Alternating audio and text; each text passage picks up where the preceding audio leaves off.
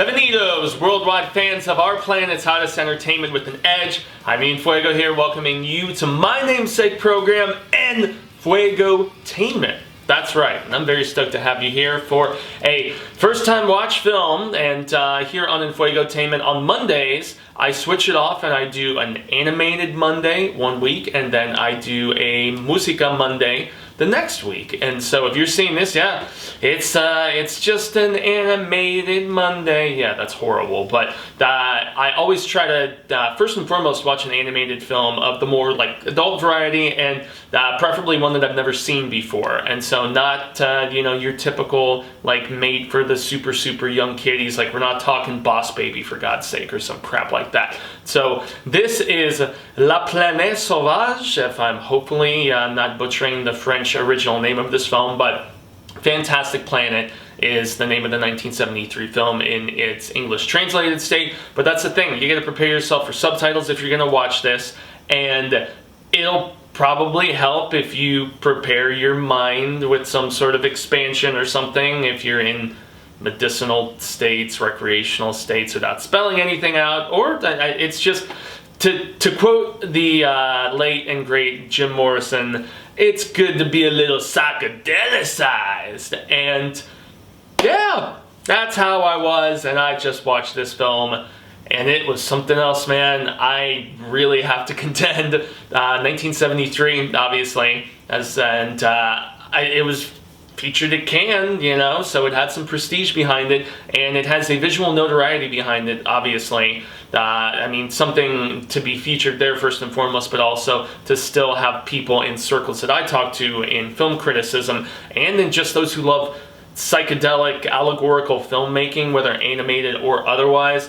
This is a name that kept popping up over and over, and in the midst of self-quarantine crazy, whatever, man, I had to watch this. I got it through the mail on Netflix, although I think it goes through VOD, but long story short, this is an alien planet, essentially, that has a very large, like, giant-esque blue race, you know, very alien-esque red eyes, you know, blue exterior, and on, you know, I don't know, they're like these big domineering giants of sorts on this planet, where we have these tiny little pets, and the tiny little pets are humans that we find out, at least in my assertion, at one point were taken from another world that has now advanced enough where, you know, they can't even use their technology to get back to this planet, and yet we still have some of these little humanoid pets, you know, on this planet. I believe the ohms and the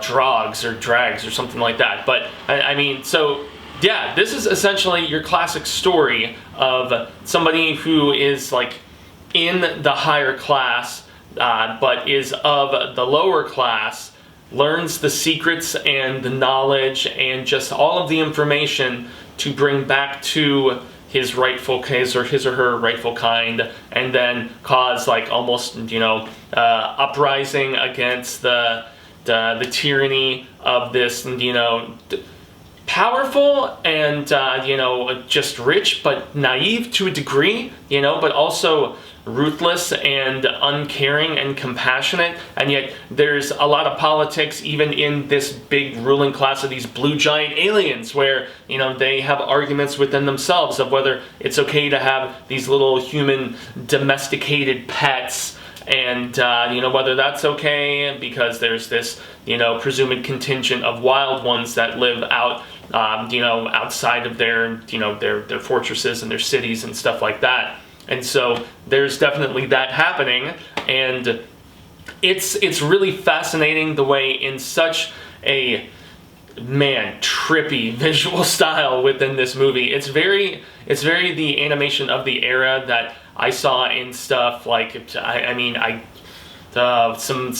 examples, Wizards, for instance, which I know is a combination of both, you know, animated and, you know, this weird psychedelic live-action black shadows with colors around. That's a trippy film as well. But I mean, you also had stuff like the Lord of the Rings and the Hobbit, and, you know, late 70s, early 80s and stuff, and The Last Unicorn was one that, at least in visual style, this brought to me, but it's also very distinctive in and of itself, and it's like the preliminary groundwork for that sort of more refined animation that we got later. But really, aside from that whole, you know, there's power struggles with these aliens, these big bastards, and then there's also power struggles amongst, you know, the one who comes down to his own kind after being plucked up after the, you know, after losing his mother at the beginning and being brought into the fold and the, you know, and being privy to this knowledge to bring back. Even when he's there with his own kind, they're still infighting. So you've got arguments on the top, you've got arguments on the bottom, but it's still very much about seeing, you know, if maybe some respect can be gained, or if it's just going to be mutually assured destruction sort of thing. I mean, being 1973, although I was reading that it was based on a, I think 56, 57, basically a post-World War II book from a French writer. And so this is very much speaking echoes, in my estimation, about stuff that was going on around, you know, the time with, you know, everything behind the, you know, the curtain and the Soviet Union and all of that stuff. And I mean, proletariat bourgeoisie, if you don't want to get deep into Marxist-Leninism and stuff that I very distinctively remember hearing about, you know, forms of communism and stuff. I mean, and just a much, just, oh boy, I mean, not just persecuted, but often, you know, murdered and executed, you know, for little to no reason. I mean, you can even tie some of this stuff back to, you know, some of the themes we saw in World War II. But really, it is very reactionary, and it does, without spoiling the ending to this, it has some interesting resolution, but really, more so than anything, you don't even have to delve that deep into the allegory of this, because the visual style is so intense, and it's not just the designs of the humanoids and, you know, the big blue alien looking peeps. It's really, for me, all of the stuff that we see on this planet itself, all of the native vegetation, the native animals, creatures as they really turn out to be themselves. There's one point where all the little Ohm guys and gals are taking down this huge, like, skeleton, like, bird, like, dinosaur looking thing that found their main hideout and is trying to eat some of them, shove its tongue down into this spot, and it's, you know, it's doing some work, but then they take it down, and it just shows the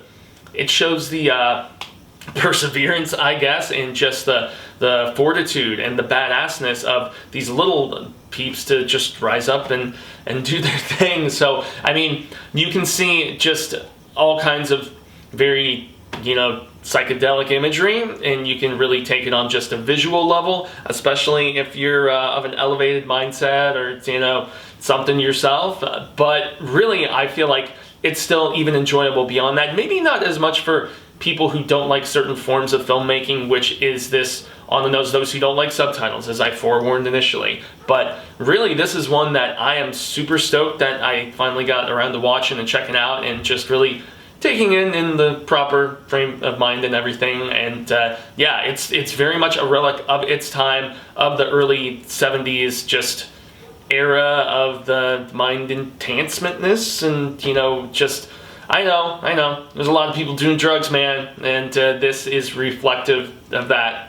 But I mean, from even the music, which is like this funk, porn, psychedelic, like, I don't know, it's a word that I have to keep coming back to because it reminds me of some of the score work that even Floyd was doing in the early 70s, and I don't know.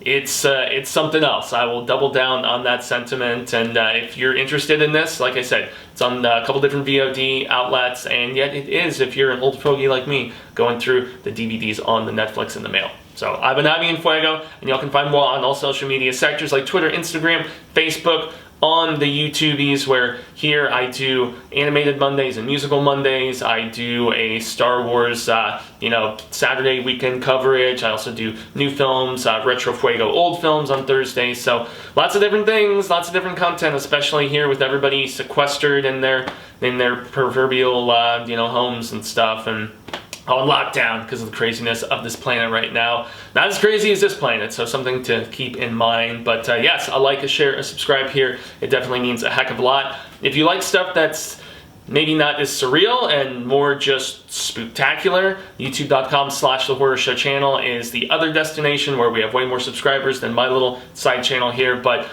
equally as important, everything from trailer reactions to makeup tutorials, film reviews, unboxings, video game let's plays. We used to do a lot of convention coverage. There's no conventions going this year, so you won't see any of that at least coming anytime soon, but lots of old archives from 6 years of this channel being around for you to check out. So that's the end of the proceedings for the day. Gracias, donka, arigato, merci beaucoup, obviously, for this, you know, coming from over in the great nation of France. So yes, much appreciated, and until the Reel of Ka comes around once more, hasta luego, Cinemigos, and constant readers and viewers alike, but I'm hopeful that we get to share more of this palaver sooner rather than later. Stay home, stay safe, and watch more movies.